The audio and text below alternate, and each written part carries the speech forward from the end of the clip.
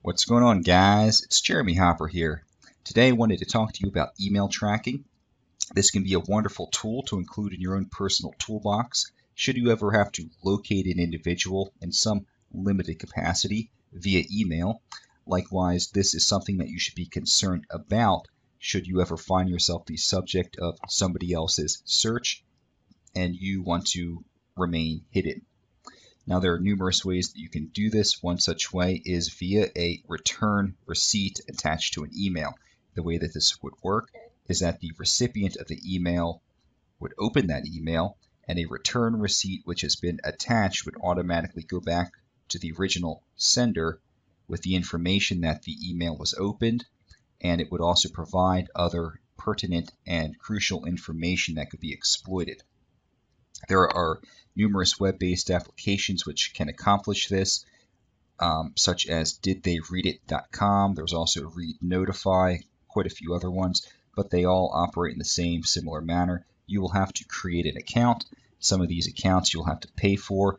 Other ones will offer a free trial version, but regardless, they're all going to operate the same way, and they're very straightforward. You can create your email from within their own web-based system, like what you see on your screen here. Some of the information has been blacked out for privacy concerns. This was an email I was sending to an individual trying to locate who has an addiction to pornography, so I wrote "really hot women" in the subject line to entice that person to click that email and open it up. Likewise, you could also utilize your own personal email account, whether that's Yahoo, Hotmail, or in this case Gmail, and you would write the email out just like you would any other email. You put the person's email address into your email, but the only difference is at the end you write .didtheyreadit.com, and you just send the email like you normally would. And you go back to the Did They Read It website, and you can see that it will log that in automatically for you.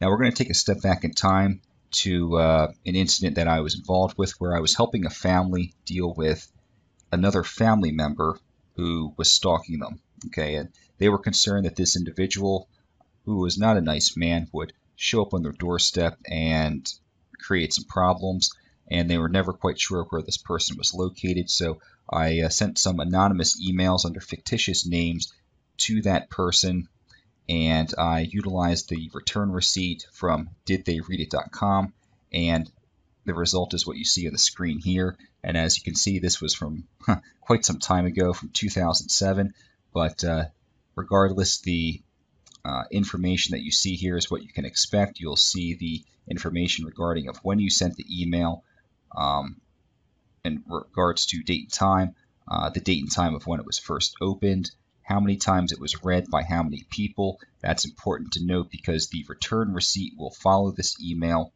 forever. If it's forwarded to a second, third, or fourth party, you'll be able to identify when that second, third, and fourth party opens the email. You'll have their information as well. We'll zoom in here. It will also tell you the length of time that the person read it. It'll give you information about their web browser, the language, but most importantly, it will provide you the location and the IP address. Should you be using software which or web-based return receipt application, whatever the case may be, that does not provide you the location, you can simply take the IP address, plug that into an IP address search engine. They're everywhere on the web, very easy to use.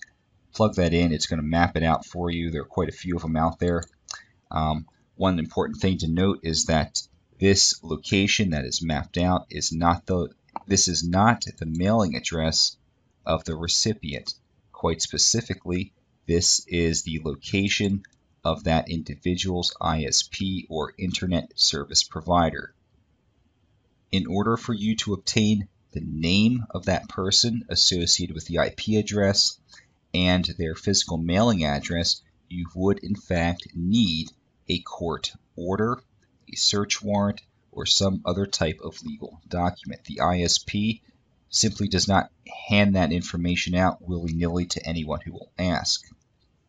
Now, One thing to be aware of is that when you are dealing with return receipts is the fact that they can be fooled.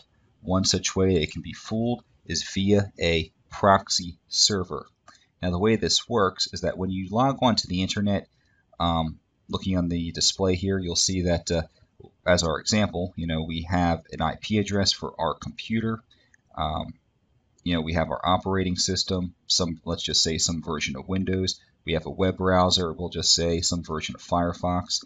And when we connect to the internet as we normally would via our ISP and we're out on the web, everyone sees or could potentially see that information which could identify us.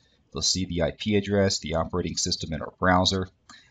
But when you use a proxy server, you'll connect to your internet service provider. Then you will go through a proxy server, and the end result is that our IP address will be altered and we will have a new IP address assigned from that proxy server. And there's also the potential of our operating system and browser being altered in regards to what the rest of the world could potentially see. So in essence, by going through a proxy server, we are now out on the web anonymously. And there are numerous proxy servers out there on the web that are free. Some of them are web-based, such as HideMe, very easy to use. Other ones are downloadable software, such as Tor. That's a great one to use. And if you were to utilize these proxy servers when accessing that email, and the originator of that email gets the return receipt, they might see something like this pop up on their screen when they try to run your IP address. And as you can see on this IP address lookup, it does say confirmed proxy server. It does not even have a country of origin. It just says anonymous proxy. So that's it, guys. This was just a real quick, down and dirty, basic overview of email tracking via a return receipt. This was nothing too hardcore to understand or too complicated as far as I'm concerned. Anyone could do this. It's not that hard. And if you were not aware of this, now you have a new tool in your toolbox that you can employ to try and locate someone. And also you are now aware of ways that that could potentially be defeated via proxy server. Likewise, if you ever receive an email in your inbox and you're unsure of it, just delete it because you don't know what might be in it, a return receipt or something more malicious. Or if you ever had to open it, you now know how to use a proxy server, or you can at least look up how to use a proxy server, web-based or a downloadable version like Tor. They're very easy to use, not that difficult. But regardless, I hope you found this information useful, and I'll catch you in the next video. Thanks for watching. See you later.